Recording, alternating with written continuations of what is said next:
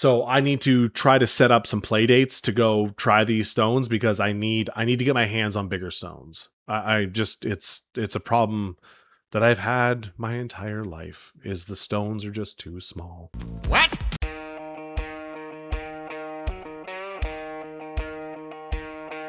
All right, welcome back to Farm Fit. We are in the middle-ish, close to the middle of Nationals prep, and I finally had a week where I was able to string together a bunch of wins.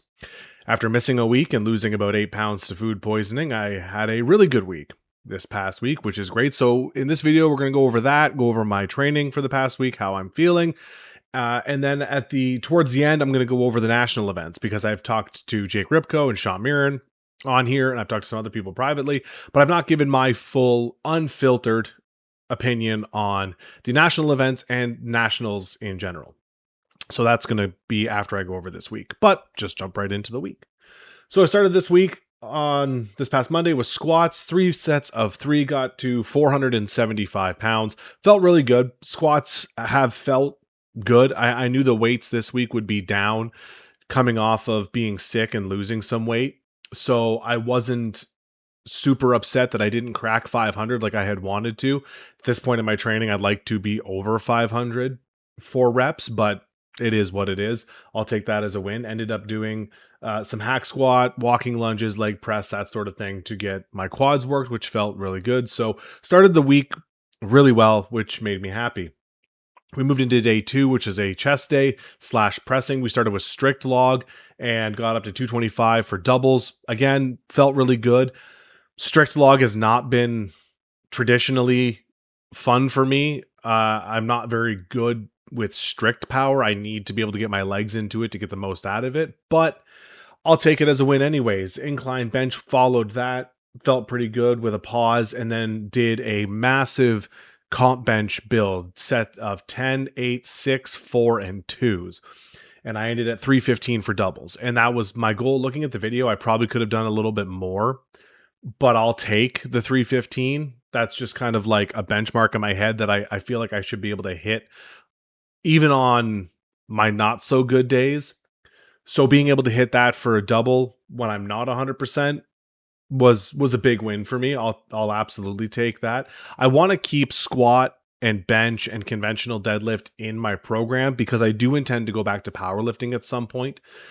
What that's going to look like, I don't know, or when it's going to happen, I don't know, but I want to keep them in there to at least keep the repetitions in. I'm only going to get stronger with it, but I want to keep them familiar in my head, especially with bench, with the pauses and squats, making sure I'm hitting depth. So I want to keep all of those in there.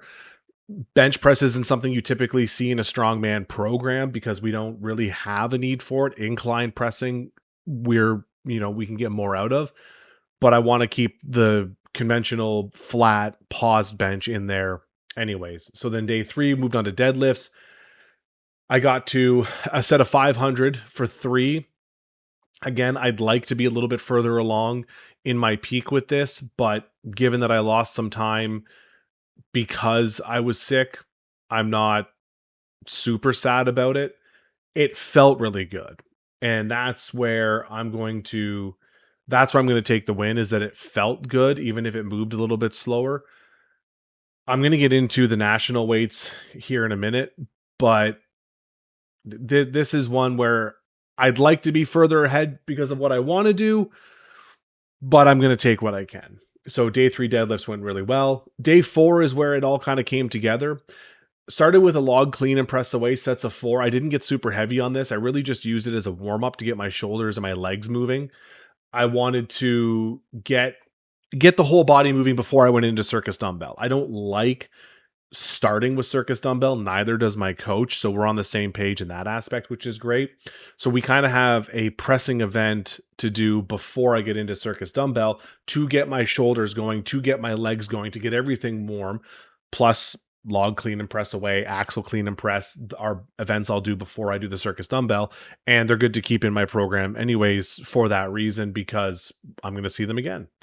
Circus dumbbell is where it really came out. I was going to work up to 160 and call it there. That was the provincial weight. If I could hit that, not feeling 100%, I knew I was on my way. I actually failed 160, watched the video and realized like I didn't have my legs into it. And I've been watching videos of guys like Jake Ripko, Andrew Wilson, Sean Mirren on the amateur level. And then I've watched some pro presses like Alexei Novikov, wanting to see, what they're doing and absorb, through osmosis really, and and get it into my head. And JF has said the same thing, that I'm not using my legs enough, not using them enough, not using my legs enough. And he's really helped drill that into my head, that that's what I need to do more. So I watched the videos, talked to my coach, and did 160 with better leg press and got it. And I thought, okay, that moved really well. That was the best 160 has felt. And if I compare that 160 to the 160 at provincials, you can see just how much more leg drive I'm using now than I was a few weeks ago. So I thought, whatever, let's load 170 into the dumbbell and see what happens. Excuse me. I'm either going to get it or I'm not. 160 was my goal. If I don't get 170, it's not the end of the world. It is what it is. Loaded it up. And I realized in the video, you can see me talking to myself, giving myself those clues like dip and catch. And it went. And to say I was excited is an understatement. That's a PR for me. And okay, great. Amazing. I'm on my way to at least hitting 180. I think with how the 170 moved, I've got a few more weeks of training to build that peak, to build that strength up. I am a lot more confident that I will get at least a rep on the 180 now than I was 2 days before lifting this. Before the day of, I wasn't even sure. And then I hit that 170 and I thought, okay, there's room for improvement. There's room for power. The 180 might go. So we'll see. Day 5, we moved into event training. I had farmer carry, 3 sets of 20. I got up to 270 pounds for a set of 20. Granted, it was a drop and then a pick and back. Like, it wasn't a continuous 20 meters. But that's just the nature of the beast and where I have to train at. Felt good. 310 is our weight at provincials, or at nationals rather. Again, I'll talk about that in a moment. But for right now, that felt pretty good. I'm going to get my hands on some liquid chalk, because I have heard that the liquid chalk and dry chalk combination is the way to go when it comes to farmers. I've only ever used just dry chalk, and my grip is not great. So I will try every trick in the book to improve it. Sandbag carry, I just did my 270 bag for sets of 10. Not anything exciting to show or do there. And then I had Atlas stones. I have a 265 pound stone here.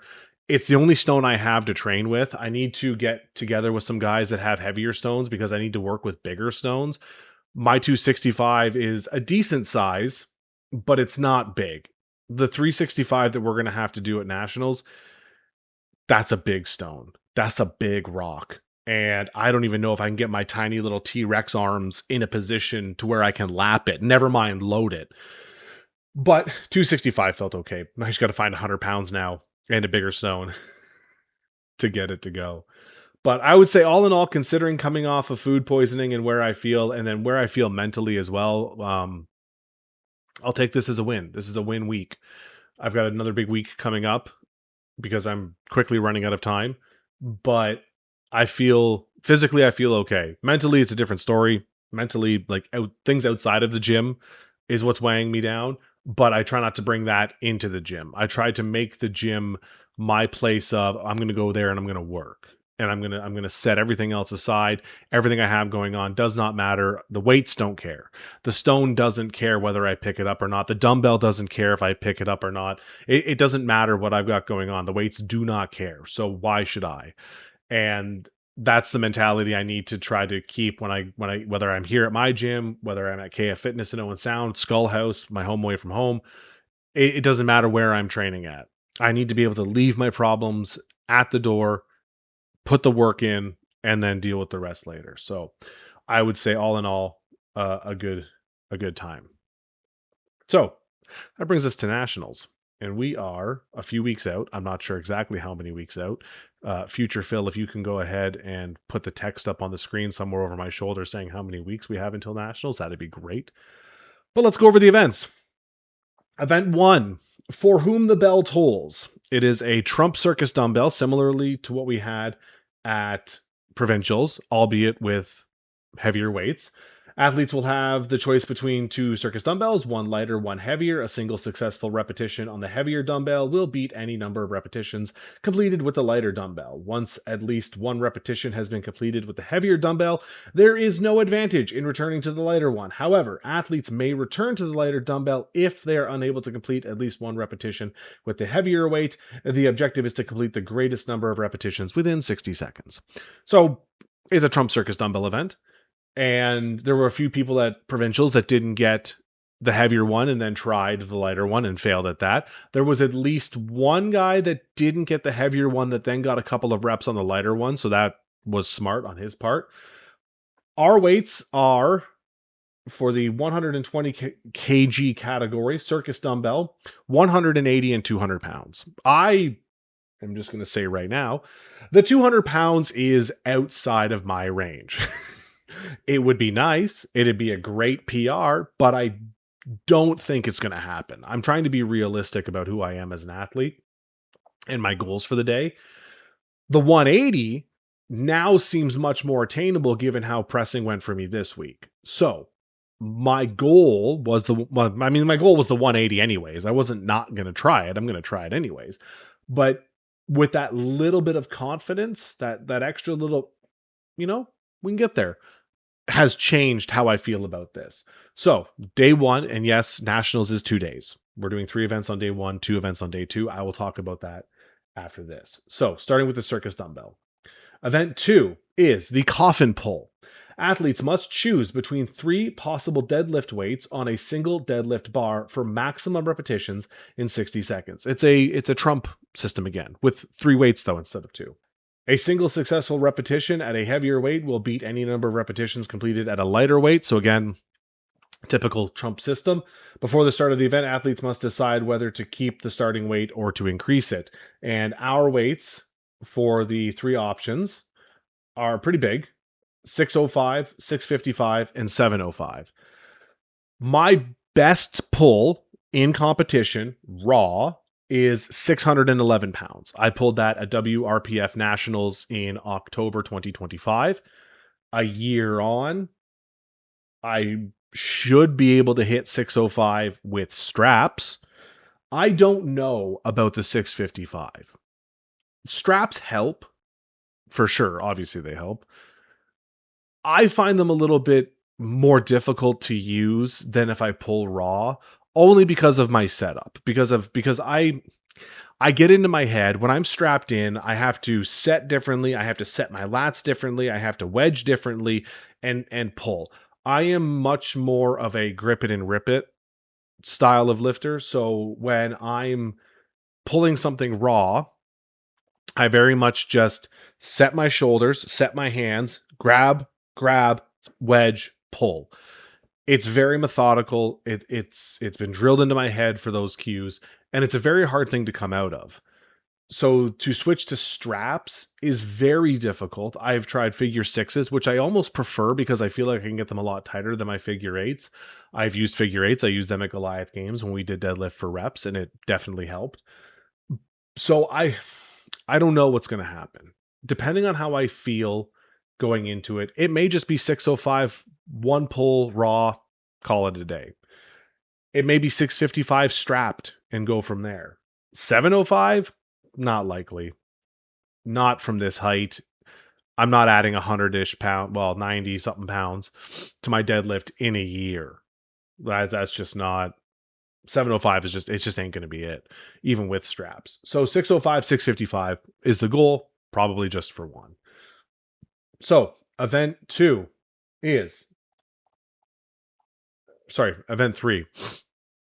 I'm getting all flustered here. There's a fly bothering me. Event 3, Endless Dunes, sandbag, carry, and load event for max loads and max distance. This is essentially a sandbag steeplechase for max distance. Athletes must carry a single sandbag over a distance of 25 feet before loading it over a bar. After each successful load, the athlete must immediately pick the bag back up, carry it an additional 25 feet, turn around, return to the bar, and complete another load. There's no need to drop the bag at the 50-foot line. The turnaround is enough. The sandbag only needs to be loaded at the 25-foot line. Height for us is 52 inches. The objective is to complete the greatest number of loads and distance in 60 seconds. So, sandbag steeplechase for max distance. We have done a sandbag steeplechase at Nationals before, 2024 in Moncton.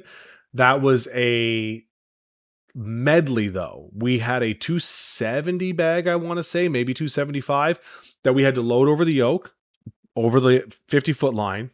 Like the yoke was at 25 feet. Load the bag over the 25-foot mark, pick it up, drop it over the 50-foot line, pick up a 300-pound bag, back over the yoke, back to the other end, pick up the Inukshuk, and complete as many laps as we can. I think Andrew Wilson was one of the only ones to get to the Inukshuk in our group, I believe. I think he was in our group. Either way, he was one of the only ones to get there and do laps with it because he was lightning quick. At least on the men's side that I saw. I didn't see everybody. I'm just speculating. I didn't get the 300-pound bag that day. Our weight for this is the 300-pound bag. So we're starting with 300 pounds. That's going to be a good go. That'll be... I'm not very good at picking up and loading a bag. It's my arms, my bicep, my head. Like I'm not great at it. I can pill pick it and run with it, but to grab it long ways, load it over a bar, and then pick it up again, we'll see. I don't know what's going to be there on the day. I've been training with my 270 bag to get just used to carrying bags. I have sandbag steeple this week coming up in training. I'm going to use the 270 and I'm going to try the 300. But again, I won't know until I get there. That ends day 1. Day 2, we're starting with the fast and the farmers. Farmers walk over a total distance of 100 feet, 50 feet, and 50 feet. Athlete must drop the implement at the 50-foot line before turning around, pick the implement back up, and then return the starting line 50 feet away. Drops are unlimited. Great news for me. Athletes will have 60 seconds to complete the event. The fastest time wins. If the event is not completed within the time limit, total distance covered will be used for ranking purposes. Pretty typical max distance event. Our farmers are 310 pounds per hand, that's heavy. That'll be, I want to say, the heaviest farmers I've ever run with if I can get it. My first year competing in provincials 2023, we had a farmer event that was 3 picks and then we had to run with it. I don't remember what the weight was. I remember it was heavy. I don't know if it was 300 pounds or not. I feel like it was up there. I got the first 2 picks. I couldn't get the third, so it didn't matter. But I remember it being heavy, maybe 300 pounds. But I can't remember for sure. And then we end with the Stone Crown, final event. Atlas Stone over bar, max repetitions, 60 seconds. Athlete with the greatest number of repetitions wins the event. We are at 54 inches for the men, and our stone is 365 pounds. Oh boy. I've loaded stones on my own. I've done them here in the gym. A lot of fun. My history with stones in a competition is not great. First time I ever touched an Atlas stone was Battle at the Brink 2 or 3 in 2024. I can't remember which battle that was. My first time ever touching a stone, ever touching tacky. I couldn't load it. I picked it and I had it on the hitching post, I want to say 3 times, but couldn't roll it over. My form wasn't great. Andrew was there shouting in my ear, look up, big hips, that sort of thing, but it just wasn't registering with me. I have done a lot of work on my over bar work, loading, like a lot of front squats, a lot of hip extensions, a lot of work to get to a position where I'm not fully extended by the time I get to the top, where it's like, front squat out of it, then extend and throw it or load it. I didn't do that there, so I didn't load it. That year at provincials, we had a stone over bar. It was a heavy stone too. I don't remember what it was. I want to say it was over 300 pounds. I couldn't even pick it up. I couldn't lap it, so it didn't matter. Maxime Boudreau was there trying to help me get my hands under it. He was giving me pointers. That was really good, but the strength just wasn't there. And then Nationals 2024, we had a stone run. And again, I struggled. I couldn't load the first stone. I don't know. Like the first stone may have been 260, may have only been 240. And I couldn't load it because what happened was my hands were in the wrong position. Again, this is something that I've learned with the technique is when I loaded the stone at Nationals, my hands were too high on it. They were up. So I would bring it up, but now the bottom is here. If I move my hands down and load it this way, well, now the bottom's here to make it easier to set. So that first stone at Nationals wasn't necessarily a power issue. It was a technique issue. So will I get redemption here? Who knows? Probably not. 365 pounds is a big stone. Sean Mirren, I believe, has one now, or at least three. No, I think he has 330 because his group is 330. I don't know anybody that has 365. My buddy Dan Bartlett has a big stone run. Muskoka's Strongmen Club has some decent stones, I think. Bo, whom I've trained with before, has a bunch of stones as well. So I need to try to set up some play dates to go try these stones because I need to get my hands on bigger stones. I just it's a problem that I've had my entire life is the stones are just too small. What? So I need to work with bigger ones. But that takes us through the Nationals events and weights for the 120 division. It's also been split into 2 days. And this caused a little bit of not controversy, but people had some things to say. I'm excited for it, for what it's worth. I've always wanted to do a 2-day event. I would have liked to have seen more events split into 2 days, personally, but that's just a small nitpick. I'm really excited to try it. I really want to see how my body's going to handle doing 3 events, night off, 2 events. I don't know if I'm ever going to get the chance to go to the Arnold, which is multiple days. This might be or OSG for that matter. This might be my only chance to try a 2-day event. So I'm very, very excited to give it a shot. I really want to see what it's like. I'm a little bummed that they're not doing record breakers because I think that's a lot of fun to watch. But what it does do is what they've done in the past is they've had the strongest women in Canada compete on the Friday night. The amateurs compete Saturday, and then the record breakers this Sunday. What they're doing now is the strongest women in Canada are competing right ahead of the amateurs. So they'll do their 3 events Saturday morning. We'll compete in the afternoon. Sunday morning, Swick will do their 2 events, and then we'll do our 2 events. I'm really excited for that because that gets a lot more eyes on the strongest women in Canada. And that's important because they're the strongest women in Canada. Yeah, way to go, Phil. Fucking a hot take, buddy. But they're fun to watch. I always love watching them. And I think this is going to get more eyes on them, which they deserve because they're at that point that they deserve the attention. They deserve the spotlight. So being right before the amateurs on the live stream with the fans that are there to support the amateurs, they're watching them. Better crowd, better atmosphere. I love that. I think that's incredible for them. And I think it's incredible for us as athletes to be able to sit back and watch the best of the best compete before we go and do our best of the best. So I'm really excited for that. I'm excited for the 2 days, which means I'll have to take off Thursday to drive out and then weigh in Friday, compete Saturday, Sunday, come home Monday, back to work Tuesday.